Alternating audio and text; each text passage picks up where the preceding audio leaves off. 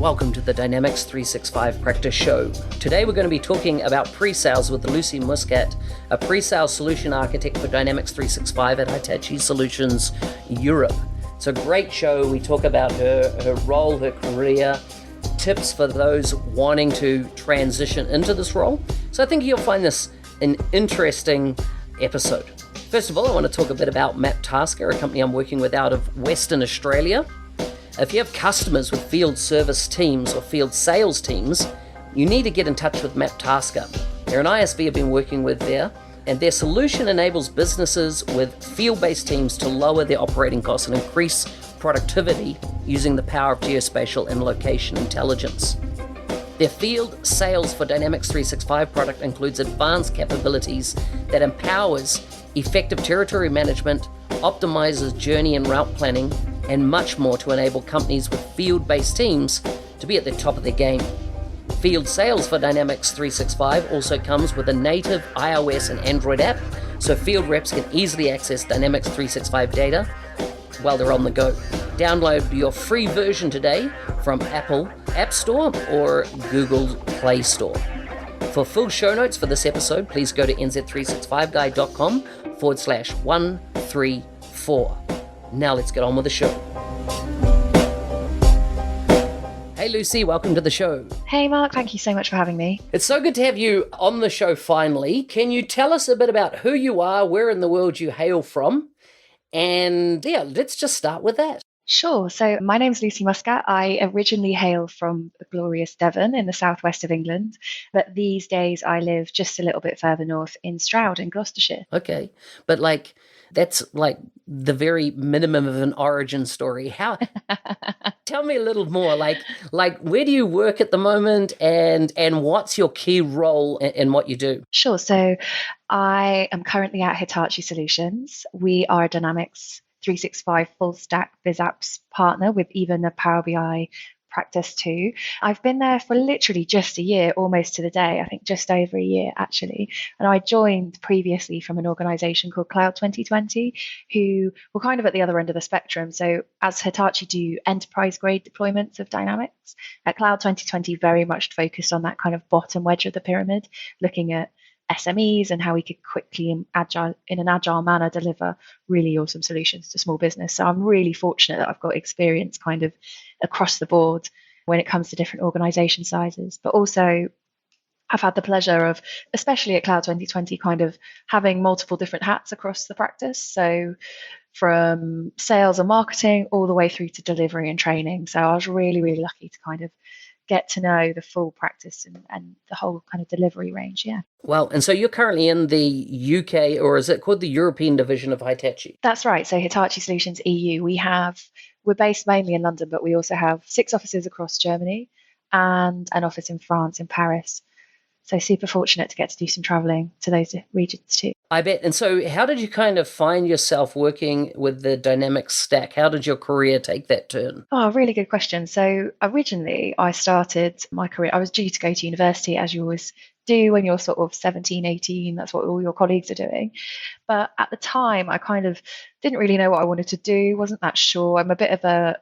I think the phrase is I'm a bit of a shaper, so I don't necessarily know specifically what it was I wanted to do. Mm-hmm. And so I decided that I wanted to go traveling, but I'm a bit of a girl, I suppose. I didn't want to go traveling with a rucksack. So I found the solution. I learned to teach English as a foreign language. And I did this qualification called TEFL, which I'm sure people will be familiar with, which teaches you how to teach English to people that have literally no English skills. So you can pretty much go anywhere. And it's awesome. It's really, really, it was the best investment I've ever made. And a couple of days before finishing my qualification in TEFL, I got a job offer in Münster in Germany, in northwest Germany. And I took it, and I think it was just a few days before or after Christmas. I remember specifically, it was around that time, going out there and taking a job with a really nice organization called Inlingua, which is like an international language training company. I had some awesome contracts with them for a couple of years, teaching customs officers and financial services organizations. So I got so much breadth. And to be honest, Mark, most of them spoke English better than me. So it was just I learned quite a lot more from them, particularly the customs officers. I learned exactly how you can smuggle things over the 11 borders Germany has. Anyway, so while I was out there, I had a phone call from my dad actually, who said, I've started up this practice. At the time it was around Office 365.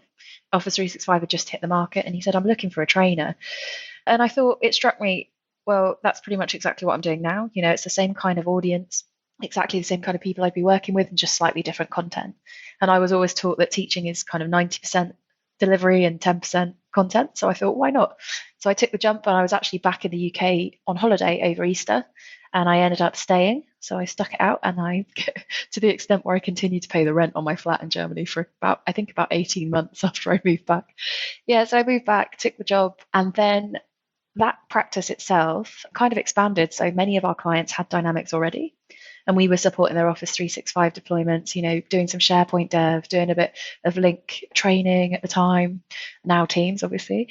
I think Ian was kind of inspired by some of the more detailed work involved in delivering Dynamics 4 as it was at the time. And so the business itself gradually migrated into becoming a Dynamics practice. And so I was really fortunate to be kind of at the forefront of that. So then conducted all the discovery sessions or the inception phases, and then also moved into a bit of the delivery and training. So that's where I got into the Dynamics world probably about 10 years ago now. Wow. So in all your travels that you did, what was your favorite country? Oh, it's a really, really good question. So I absolutely adored living in Germany. I was a French speaker at school. My mum speaks French. I did French A level. So I was really, really annoyed actually, because about 3 weeks after I took the job in Germany, I got offered a job in Paris, and I was gutted, and I thought, oh damn it, I should have taken that. But you know what, I had the best time. The city that I lived in was a real student town, so there was about during term times, it was just in like loads and loads of students, so much fun, and they really know how to party hard. So I really probably lived my uni years out in Munster. I loved it there. Wow. But more recently, I think I really, really like Eastern Europe. So I've spent quite a lot of time in Romania. When I was 17, I started going to Romania a couple of times a year, and it's gradually faded away, sadly. I think I'm hoping to start going back again to volunteer in an orphanage out there, and I absolutely adore the country. I absolutely adore it. The people are amazing. The culture seems weirdly wonderful, yet slightly conflicted, because they obviously have a whole series of different types of people that live there. But it's awesome. And I also recently, fortunately with you, in fact, was able to go and visit Kiev for Dynamics 365 Kiev, which was also just the most awesome city. Really enjoyed that, and love places like Poland and Krakow. And I just, love that part of the world. Europe is so good for the flexibility and London's so great, being able to jump and go anywhere with not too long a flight. It is fantastic. Absolutely. I know you've been taking advantage of your London base since you've been here, Mark. I have. Off again this weekend. So it's time to, where am I going? Mallorca. Yeah, so it should be nice. So tell me about what you're doing, kind of, the whole idea of this episode was to drill into the area of pre-sales. And tell us a bit about your role at Hitachi Europe around pre-sales, or as a pre-sales architect. Like, what does your typical month of activities at a high level look like that you're kind of doing as part of your job role? I'm really glad you chose the word month, because if you asked me what an average day looks like, I would really have struggled. Every day is so different. Exactly. Mm-hmm. So some of the stuff, like the more obvious things that you would expect. So predominantly around building and working on demonstrations. So you're presented with an opportunity from one of the sales team, or in Hitachi Solutions context, also from the industries team. They've got this really cool, strong sense of industries where they've got really high value individuals that are experts in their field from the particular segments that they've chosen to focus on.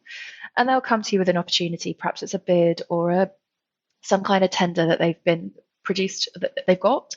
And then my job is to work with what we know is kind of live and ready on the business application stack, and also what's coming down the pipeline, so what's in the roadmap, to build a really, really inspiring demo. And those demos can be anything from, an hour to 2 hours, or even, I think most recently, one of my demos was a solid 8 hours. That was massively specific. So yeah, I think I really earned that gin and tonic that night. Yeah, I bet. Are you a fan of gin and tonic? Massively. At any one time. I'm probably about 50% gin. No, I know, because we've had a few. Anyhow, moving along. So how, did you go after the pre-sales role, or were you doing consulting and then got into pre-sales? Kind of, what was that journey? And what were the kind of skills that really stood out to, you moving into a pre-sales role? So, as I was saying, I previously was kind of working across multiple different areas of the practice at Cloud 2020 before I moved into pre-sales. Really, it was actually quite a chance conversation with Chris Huntingford, actually at D365 Saturday it was the user group summit in Dublin. Okay, yep. In March the year before last. And he was like, these should be absolutely perfect for pre-sales. Not only are you kind of, I think it was mainly around the skills of being able to talk to a lamppost, which really, really helps, being able to have a conversation with literally anyone, probably too much sometimes, but also being able to tell a bit of a story around what the technology is doing as opposed to just demonstrating the technology itself. So when he came to me with this opportunity, he said, it would be great to bring you on board. I kind of looked into what the role of a traditional pre-sales architect involved, and it really did sound perfect. So it was kind of a bit of a perfect storm, if you like. It was having a conversation with Chris and also working out what it really meant to be a decent pre-sales person. So tell me, what are those building blocks that you see that if someone was wanting to move into pre-sales, that they really need to develop a certain set of skills? What are they in your mind? It's a good question, Mark. So I think predominantly the key skill that I have is the ability to adapt quite quickly. So as I mentioned earlier, no day is ever the same. So it might be one day you're working on, responding to a really sort of long and wordy bid, but the next day you might need to be presenting to 30 internal Microsoft people, and the day after that it might be you're presenting to a customer across a range of different industries. So my boss, Michelle Maiden, actually describes it as kind of being like a chameleon. You've kind of got to just blend in and react to whichever audience that you might be in front of that day. And I think confidence is a really big thing. I think we've all recently, the topic of imposter syndrome has become really quite a hot one. And I think it is really important to have that kind of level of confidence that doesn't quite hit arrogance, because you have really got to you've got to go feet first into any situation, whatever's presented to you, because you don't necessarily know what you're going to get.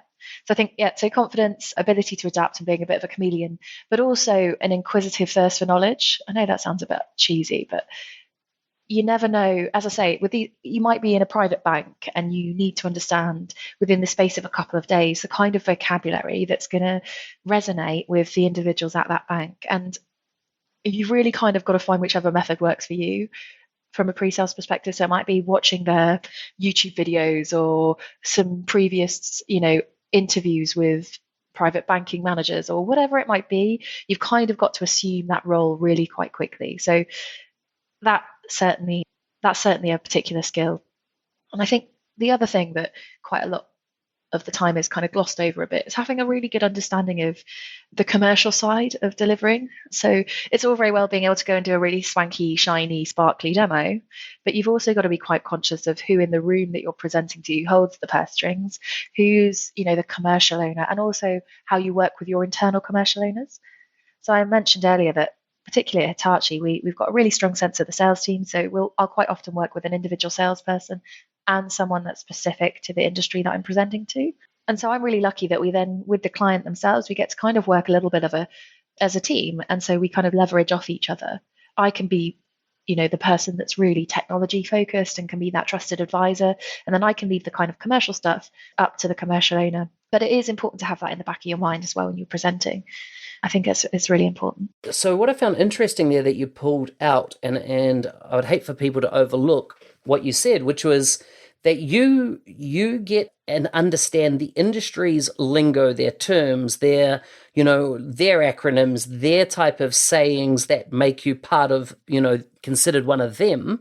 You go out and learn that, and you were saying there what you use YouTube videos. What are the other type of resources you use to kind of use banking as an example? If you're going to get into banking, and it could be in the industry, what are kind of the tools that you go to kind of give you the kind of, the 30-minute view of an industry and go as deep as you can in 30 minutes so you can really understand the industry that you're going after? So to get that kind of sheep dip, as well as the videos, I also think it's quite important, if it's available, is to find some kind of financial report.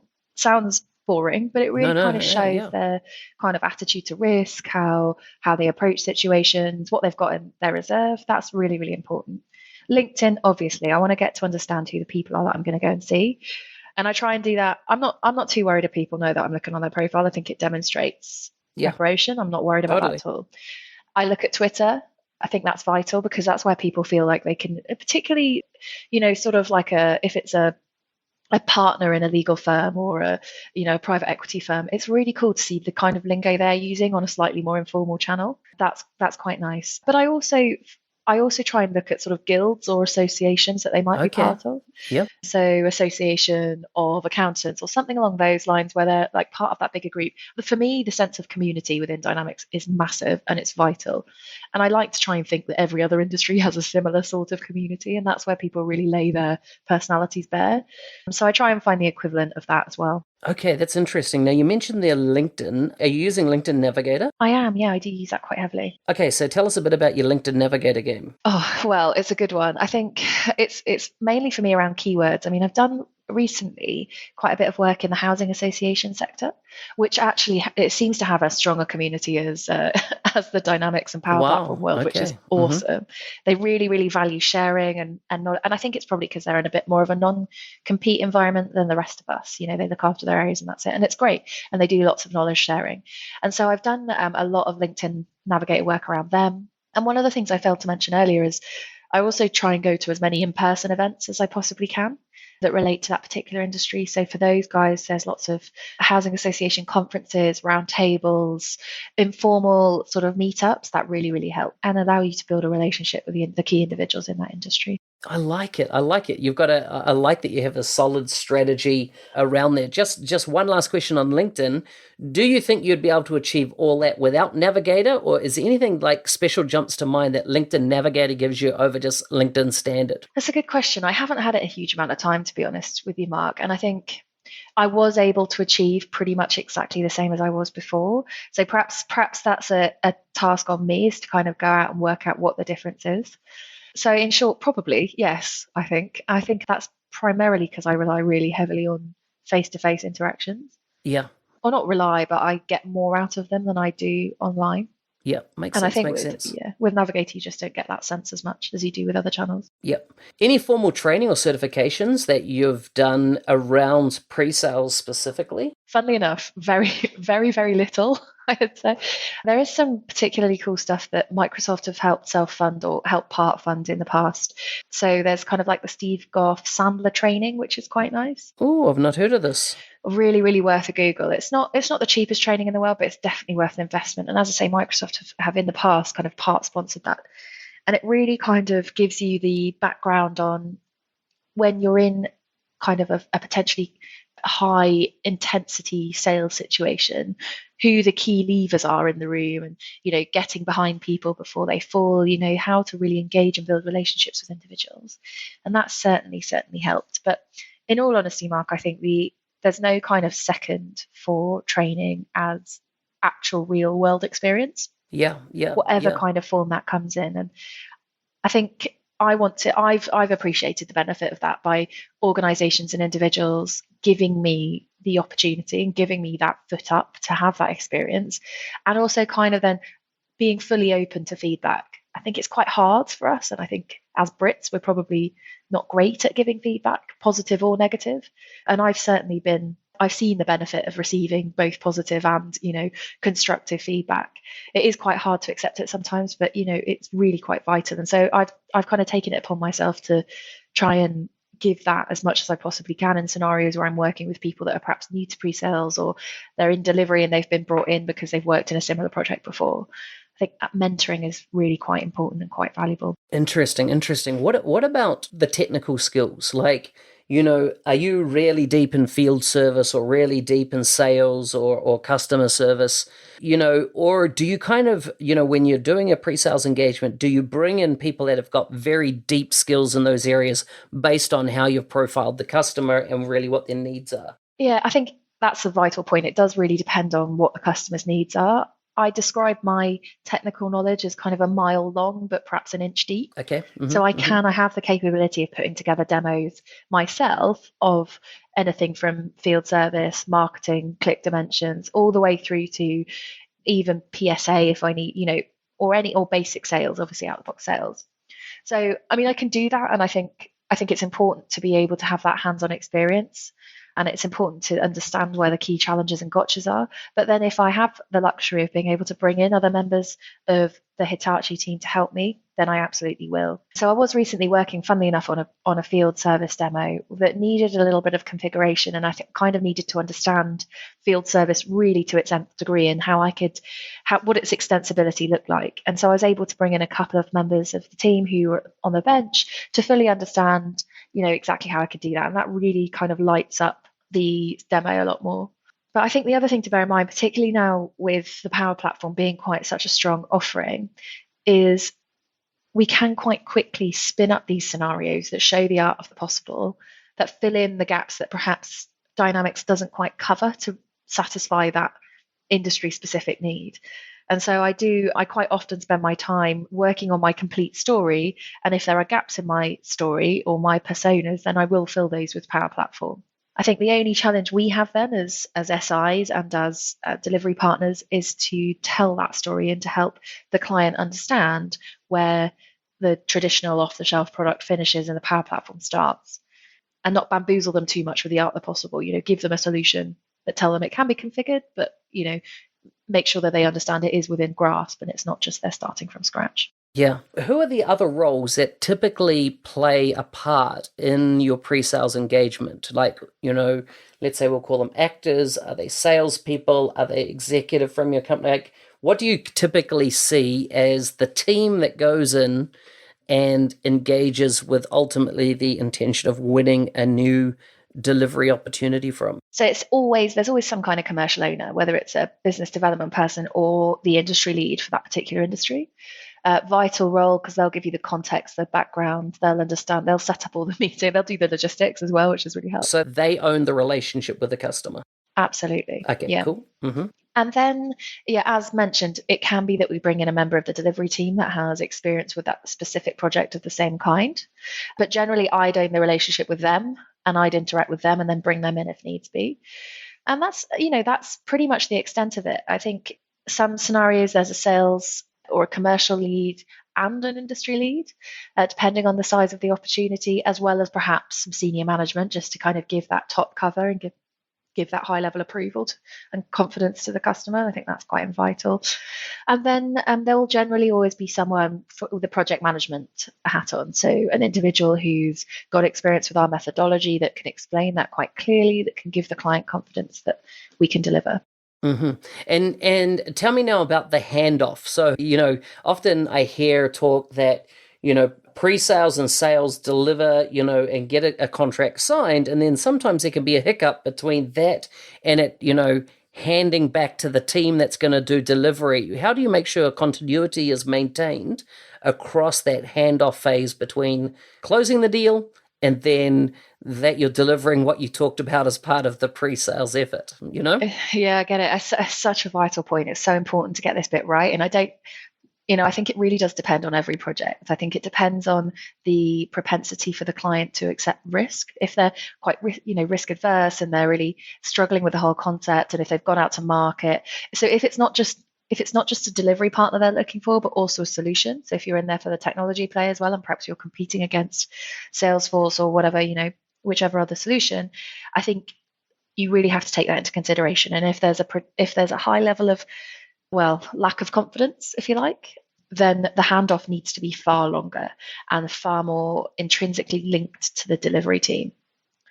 If, however, the project is shorter and more, the scope is much more defined, and the delivery team that you've got is kind of that crack team, and you know that the PM well, and you've got a really good relationship with them, then perhaps that handover can be a little bit shorter. So I think it really does depend on the kind of the customer and the client and how they're feeling and how they've got to where they've got to, and B, the delivery team that has been assigned to work on it. But I do think that handover is vital. I don't want to be the person that delivery is saying, pre-sales sold this and we've never delivered this, and we've heard it all before. I don't want to be that person. I want to be, actually that statement, you've sold something that we've never delivered before, should always be there. The product is releasing features every week. Of course we're going to sell something that doesn't exist or haven't delivered before. So I need to make sure that the knowledge transfer of the solution that's been demonstrated and sold, the delivery team are comfortable with. Yeah. Makes sense. Makes sense. What tips and tricks do you have for those people wanting to get into pre-sales? So let's say they're currently in a position that they've been a functional consultant for, let's say, 3 to 5 years, or they've been a architect for 3 to 5 years, or maybe even a developer for 3 to 5 years, and they feel that they want to move into that pre-sales. My experience, particularly in the Australian market, was so many people wanted to end up becoming or getting into pre-sales. They saw that was a career goal rather than necessarily going into a role that kind of managed people. So what recommendations do you have for those people that, maybe sitting in these other functional roles within the business currently and want to make that transition? Well, firstly, if you're thinking about it, then you should absolutely do it. It's the best decision I've ever made. I have to say, I have the most fun and I have the most exposure to the product. So it's really, the product and different clients, and it's such a great opportunity. So if you're thinking about it, certainly try and do it. From a tips perspective, I think quite a lot of consultants I speak to that I've been trying to encourage into the pre-sales team or into the pre-sales world are panicked about presenting and panicked about speaking in front of people. Oh, okay. Mm-hmm. And that's I find that quite odd, because I think, well, a big part of your role as a consultant is to present and do playbacks and retros. All these skills you're already doing. You just don't realize that you're doing them. So I try and encourage them to perhaps read. I mean, I've just read the most amazing book, How to Talk Like Ted, which kind of gives you really, really specific, non-fluffy tips on how to present, how to read body language, how to project, and how to kind of take a bit of a step back and slow down. I think one of the most important things, particularly when presenting in a pre-sales sort of role, is to appreciate that everyone in that room knows less than you do on the topic you're presenting on. They absolutely do. And I think it's quite important and very difficult to remind yourself of that, because you're so nervous and you feel like, even I have been doing this for years. Even I feel like the ground's moving from beneath my feet when I stand up and present in front of people. But I think it's about learning how to enjoy that feeling, learning that no matter how much preparation that you do, you will still always get that feeling. And that's fine. But also that, again, just to reiterate, you do know more than they know in that situation. And that's not arrogant. That's just the truth. They know a lot more about other topics than you do. So being that confident, I think preparation is vital as well.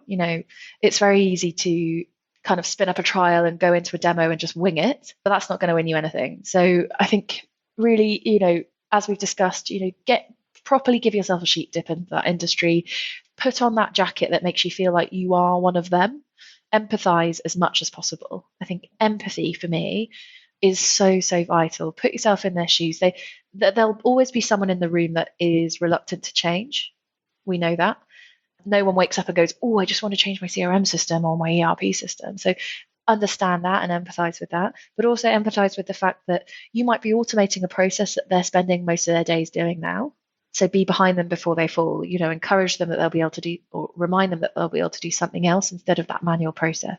I like it. Yeah, so loads. I mean, from a technical standpoint, when you're in front of people, make sure you always have every single tab of every single record open.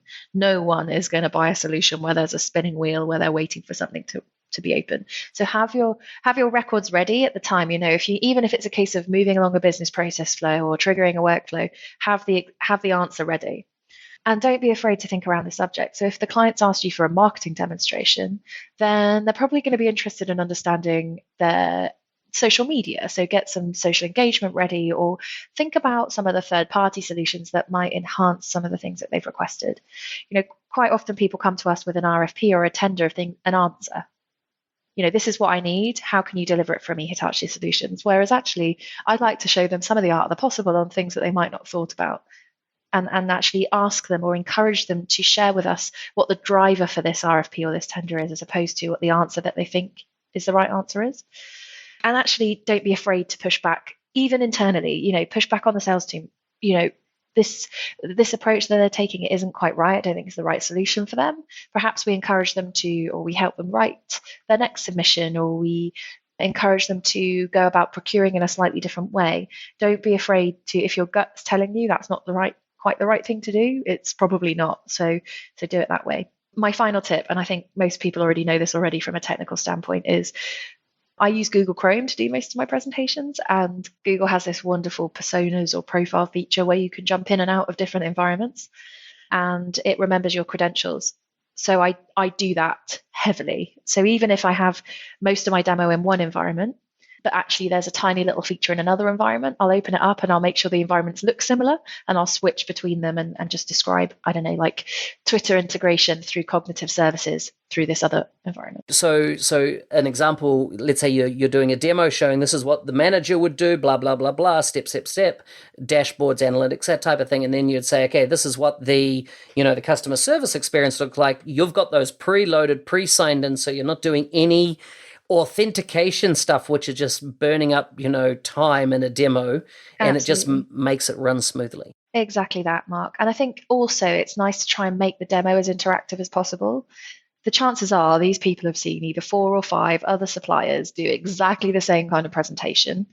So think of as many ways as you can to interact with them. So I take an iPad with a Power App on it that they might want to enter data in or have a play around with, or I'll create a landing page on marketing and get them to fill it in and then put them on a customer journey. So get them interacting with it, get them see some of the outputs of your product, and also don't be afraid to have a sense of humor. I think, in fact, during my interview with Hitachi Solutions, they asked me the question, if you're in a sales environment or in a meeting or a presentation, there's always one individual that's kind of the grump.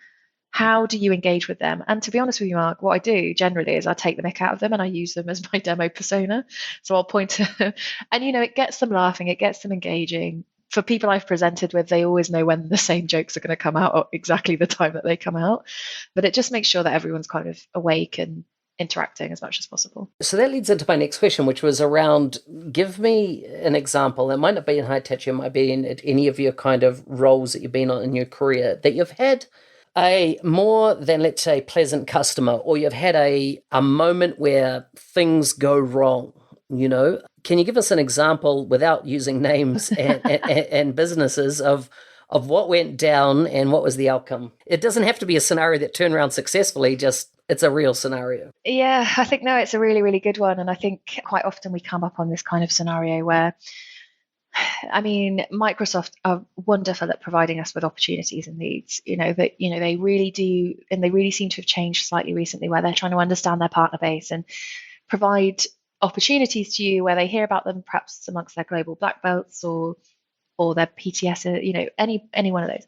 And they present you with this opportunity. And recently I was presented with one where I kind of, in my gut, I knew wasn't going to be great, but I wanted to make sure that we gave it the time of day. And it was a Salesforce compete, and the CIO kind of had already completely embedded himself in Salesforce and already kind of signed up to the trial. And I just thought, this is just going to be so much of a challenge. But I went for it, and it was a challenge, and there was a lot of conflict in the room. And I think the way I get over it is I just think, okay, well, as long as I can explain this internally as to why this has not gone well, and as long as I know that I've completely tried my hardest to change the mindset or to get them to think in a slightly alternative way, then I'm happy, But ultimately, if this particular chap is sold on Salesforce, it's not me necessarily to be the one to persuade him otherwise, And I know in my heart of hearts that in 6 months' time, there's a likelihood that he might come back and go, this is where we're at, we're really grateful. So I think, in short, if you ever come up against these conflicting scenarios, don't be afraid to step away. There are lots of other opportunities for all of us across the space. So, you're not going to win them all as much as you'd like to. So don't be afraid to step away. Don't be afraid to say, I don't think, I wouldn't do it in such a manner, or have you thought about this approach instead, in those conflicting moments? And then you never know, they might come back. And I've seen that multiple times across my career in this particular space and in other places as well. The same went when I was teaching English. When I was teaching English to customs officers, I would get 30 new students every month. And those students would generally either be young people straight out of university or older individuals that had done their national service and done about 7 or 8 years in the army. And those older individuals were always really kind of vicious. They were bitter. Why do I have to take English? I've been speaking English my entire career, And so I'd come up against this situation so many times, and I would sit with them and, give them the time of day that they needed. Mm-hmm. So just on this topic, how do you deal with the dicks that you come across? As in the people that are totally, and this might be internal, but also external. How do you maintain, if you like, your professional composure when you just have to, but you're dealing with people that you know are either out of line or there's conflict within their own. Let's say you're dealing on a customer side and you can see there's internal conflict. You mention it in regards to the Salesforce scenario there, which obviously, some companies, they have to go and look at all, but they've made up their mind, and so therefore you are just doing a box ticking exercise for them. How do you engage with those not so pleasant people without just being, you just got to, but like, what are kind of some tactics that you've used to be successful in those situations? The number one tactic in that situation is to kill them with kindness. They're not expecting it, so it takes them off guard. They know that you are part of that box ticking exercise.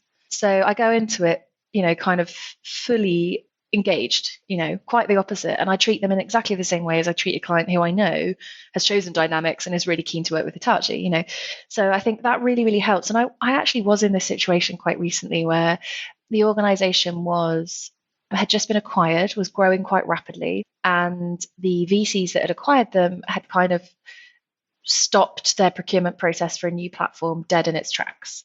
They'd previously been looking at commercial off-the-shelf offerings where, they were going to kind of stick them together with integration tools, but ultimately they were going to go for kind of 30 quid a month for this particular area of the business and this one for this workflow.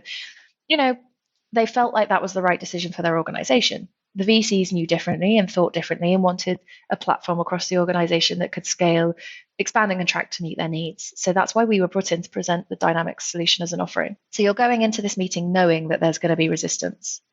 But I do my absolute best to pretend that that's not the case. And I actually just come at it as if I'm, again, using empathy, try and come at it from their situation. They've already spent 6 or 7 months prepping their commercial off-the-shelf procurement path. They think that this is the direction of travel that they're going in. So pretend like you're there with them, just be there to gently show them the alternative route. And in the end, we gave them a really compelling argument. And, they did kind of reassess and reconsider, not just because of the pressure that was coming at them from above, but because they'd given Dynamics the time of day that it deserved. Yeah. So you mentioned earlier there about, you don't win them all and you can't win them all. And, I've been in those positions where I do like to win them all. Me too. And I take every loss personally. In fact, I can remember them all, just the way I'm natured. How do you celebrate, though, your wins, and how do you get over your defeats when, going after, selling these projects? Yeah, what have you found works for you? It's a really good question. I think we probably have a similar nature, Mark, and I think that the losses, whilst they're a lot less than the wins, always stick with you the longest. And I think it is really important to reflect. I think it's really important to understand why, ask for feedback. Why was it? And, you never know. Sometimes, and annoyingly, it's political reasons. It's reasons because, their FD's wife works for this other, and you'll never get over that. And you just have to kind of live with it and take on that financial responsibility that you took to do the pre-sales for it. Okay, fine. Get over it. Try not to let it get you down. For those when you've really lost because your capability wasn't there, that is the hard one to suck up. And I think, try and make the best of it by reusing any of the solutions or the answers to the questions that you've generated. They will always be useful for other scenarios, as bitter as it is to look at them and reuse them. Really important to take advantage of that and actually use that as an opportunity. If it's, particularly if it's a bid for an organization in a space you've never worked for before, go out and seek out those other organizations because you'll find that they'll talk. And if one organization is sold on Dynamics, the next will be too, and they might not necessarily appreciate the input from that SI that did win, that was successful. From a celebration perspective, absolutely everything. I think it's really, really important to celebrate your wins. Really, really important. And I think kickoffs with the client are nice. They get you to a stage where you can sort of build that kind of ongoing working partnership relationship with them. That's really important. And also make sure that you share the successes within the team. At Hitachi, we do win wires where they go internally and they celebrate exactly who did what and when. And I think that's really nice. It's kind of democratic. Everyone knows who's done what and when. And it also is triggers for people to go, Lucy was involved in that opportunity. She might want to do some more internal pre-sales for this account that we've been working with for 10 years that looks like they need a similar solution. Do you get peer bonuses? Oh, God. Good question. Do you know what those I'm not are? sure, actually. No, so No, I think. you would know if you got them. As in, it's a cool, the company my wife works in, as in staff can give other staff a peer bonus, which is basically there's a formal submission that you make. You've got to say why the other staff member deserves this bonus, and the bonus is always 100 quid.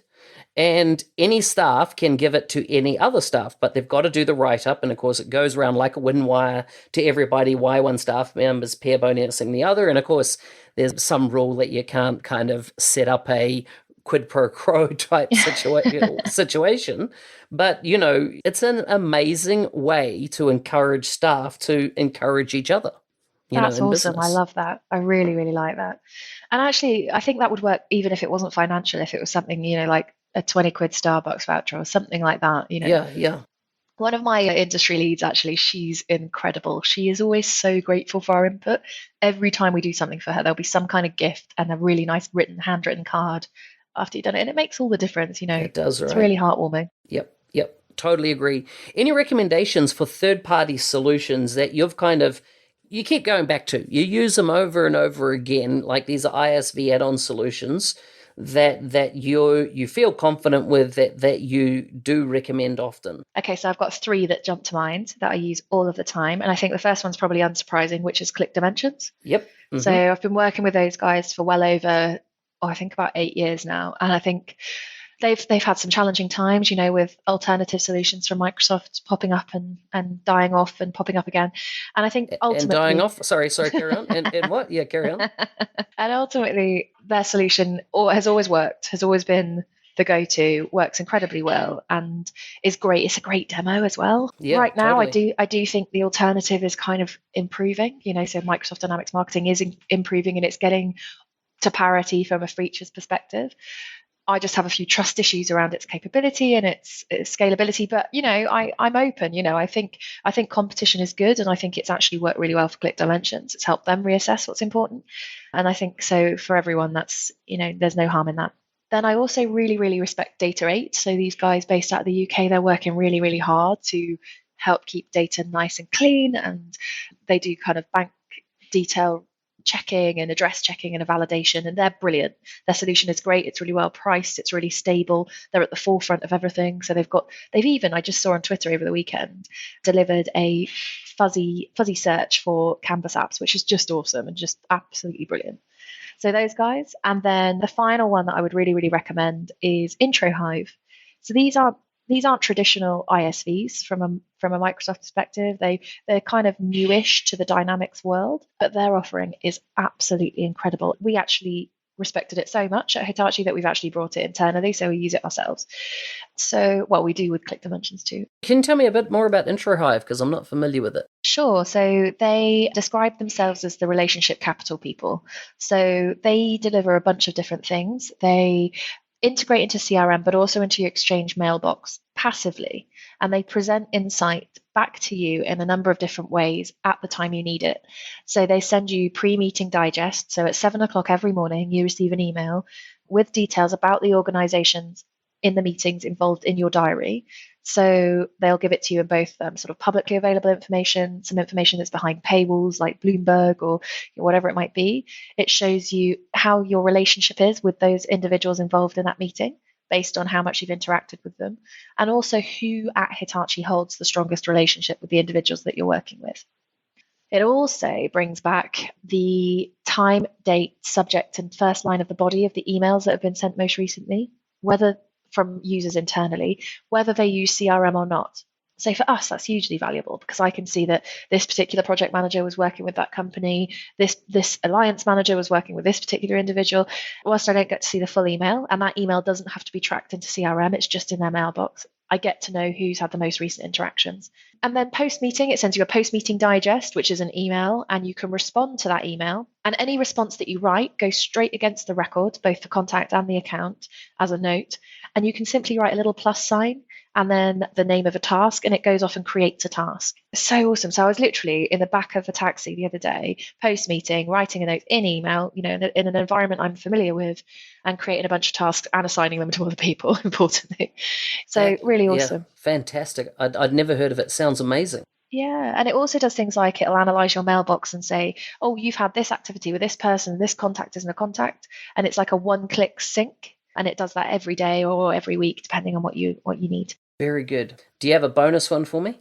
ISV solution? A bonus? Yeah, I think we should all be watching Solgari, what those guys are doing from an omni-channel perspective. They're hugely active in the Dynamics community, and they integrate with the channel integration framework, and they do all kinds of cool things like CTI, telephony, live chat, screen. So definitely keep an eye on those guys, and they're really lovely people too, which helps. Nice, nice. Very good. That's a great breakdown. Is there anything you would add before we get on to some quick fire questions around being effective as a pre-sales architect? I think keeping an open mind, keeping as up to speed as you possibly can with the technology, but keeping a pragmatic view on what that means from a delivery perspective. Try your absolute best to, when in front of a client or in front of Microsoft, describe the outcome of the solution that you're offering as opposed to the suite of products you've used to get them to that outcome. That will only bamboozle them. Keep things simple, talk slowly, empathize. Nice, nice. Before we get on to the quick fire questions, I know I've said this already. I've got another question for you because I think you're uniquely positioned to answer this question. And that is, if I was to give you $10 million tomorrow to start up a Microsoft Business Applications SI, so system integrator, and I said, you're going to be measured not on your, financial return on investment, but you're going to be measured on the loyalty you can create with staff and the culture within the business. What are some things that you would do to make sure that you created a culture where staff absolutely loved working for, you as an SI? And yeah, what would you put in place that you think would create that level of loyalty? God, Mark, that's an absolutely brilliant question, I think. And I'd really like to do this as well as a side note. So I think transparency for me is key. So keeping up internal levels of communications. And I don't necessarily mean, oh, we won this opportunity, or we did this, or we did that, not just spouting, but encouraging that sense of chat and communication. So, we all work disparately. We all work from home or on the road. How do you get that kind of coffee machine chat when you're away? And I think Teams works incredibly well for that, but you have to kind of encourage it. I quite often put on selfies of, demo teams or pictures of client office, whatever it might be. Anything that gets people engaged and laughing really, really helps. I think the peer bonus that you mentioned would be absolutely awesome. Encouraging that kind of internal recognition is absolutely valuable. And I think encouraging individuals through understanding how they can get to other places within the organization. So if they're not happy, that's probably not because they don't have the capacity, but it's probably because they don't have the capability or the confidence to do what it is they're doing. But that doesn't mean that they can't do something else. So, well, it kind of goes back again to transparency and communications. If you've got a really good mentorship program in place, you will know in advance that person isn't happy or considering a move or at risk or whatever. So, yeah, making sure that you're keeping that conversation going and understanding how you might be able to tweak someone's role to meet their needs. I think gone are the days of having just functional consultants and SAs and be realistic and pragmatic about what your roles can look like and how you can fill that. And I think the Power Platform's certainly changing our traditional role landscape, and then tailor that role to them. So give them different recognition based on what it is their outcomes should look like. And then finally, and I probably witter on about this far too much, but that sense of being involved in the wider community is really, really invaluable and has been really invaluable to me. And I think you wrote a post on it recently, actually, Mark, which is why organizations should be involved in the community. And I think probably some of the hesitancy has generally been around, from a management perspective, well, if people get involved in the community, they're speaking to our competitors, they're speaking to Microsoft, what's to stop them going? Well, there isn't anything to stop them going, but if you have the confidence to let them go and give them that kind of authority or, ability to go, they're going to learn so much more. They're going to interact. They're probably going to do it in their own time. And they're going to come back feeling really valued. I recently spoke to an organization, a small partner based in the UK, that dedicates an entire day of every single member of their team's time to self-study. And that can be pretty much about anything. But it's an Yeah. entire day a week. They have to obviously validate what it's about and, that's why. But I just think that's absolutely massively important. And the CEO was like, yeah, it costs me, I don't know, maybe £2 million a year. But I can't put a figure on exactly how much it's brought into the business and how loyal our team are. And I just think that's a really lovely way of doing things. Yeah. I just feel that, there's a lot of companies that feel worried in the market that their staff are, move on. And I just feel like, hey, you've got to stop looking outwards and start looking inwards, because the issues that you have, the issues why staff churn, are generally an internal issue. I think it was Richard Branson that said that if you're not treating your staff like your most important customer, well, they are your most important customer if you're in senior management, within an organization. And so much the problem is not an external one, but an internal one in my estimations. But anyhow, let's get into some quick fire questions. Are you ready? I'm kind of worried, but let's do it. Okay. What's something you will never, ever do again? I'm kind of open to things. That's going to be a really tough one. Probably eat pesebres. Have you seen those in Spain? No, what are they? Oh my God, they're generally the most vile thing I've ever eaten. It's a barnacle that grows in intensely rough seas, and people risk their lives to go and pick these barnacles off the side of a rock. I did it in Madrid. Okay. It's not the one that looks like a goose barnacle, or is that different again? I think that's different again. This one looks like a lizard's foot. And you kind of peel the shell off. Oh, it's just, Mark, you have to try it, but then you will never do it again. Wow. Okay, here's a random one. If you could have any one fictional character as your best friend, who would you choose and why? Oh, good question. I think I'd love to, and this is probably a boring one, but I'd love to chat to Stephen Fry. I reckon we could probably talk well into the early morning on all kinds of different topics. I'm a massive fan of BBC Breakfast News, watch it every day, have done for absolutely years and years and years. And I feel as if I'm really closely related to some of the presenters on there. I really love Bill Turnbull. He's an absolute diamond. He's gorgeous. And I know it sounds sad, but probably Satya Nadella. Mm-hmm. I walked past him once in a corridor and nearly fainted and haven't been the same since. I had lunch with him. Oh, God, Mark, stop it. You got to win worldwide partner awards to kind of get invited to those things, which was very nice. Would you rather live in an apartment in a city or a mansion in the country? Oh God, that's such a good question, because I live in a average size house in the country at the moment. And I actually think both. I think both is the answer. What I absolutely love about working in the city is that that's where everything's going on. But I absolutely adore getting on the train and going through the valley back to the countryside. It doesn't need to be big places in either place. I don't have that much stuff. I don't crave stuff or things. In fact, I try and shirk them off as much as possible. But I do really appreciate the value of the countryside and fresh air and views that go on further than the building next to you. Wow. I agree. What activity do you enjoy so much that it makes you lose track of time? Talking. And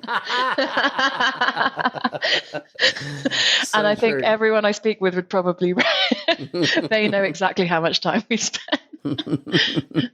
But also dancing. I love dancing. Any kind of dancing. Nice. If you could only eat one meal every day for the rest of your life, what would it be? Tomatoes.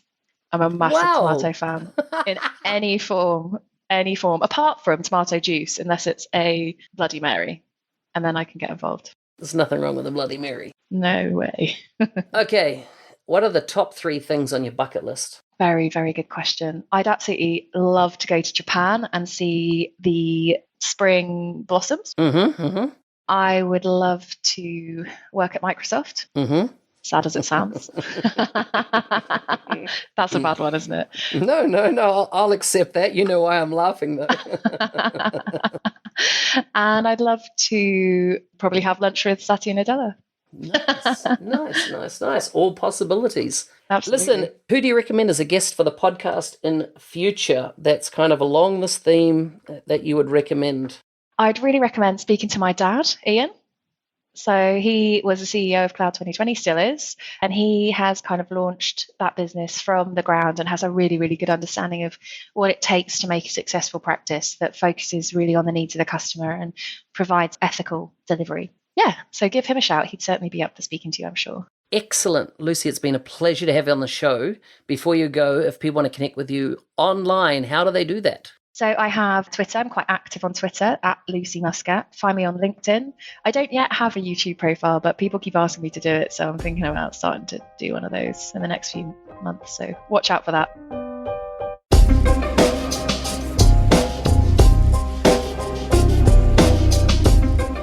Hey, thanks again for joining us today on the Dynamics 365 show. Full show notes for this episode, go to nz365guide.com/134. I'm your host, Business Applications MVP Mark Smith, otherwise known as NZ365 Guide.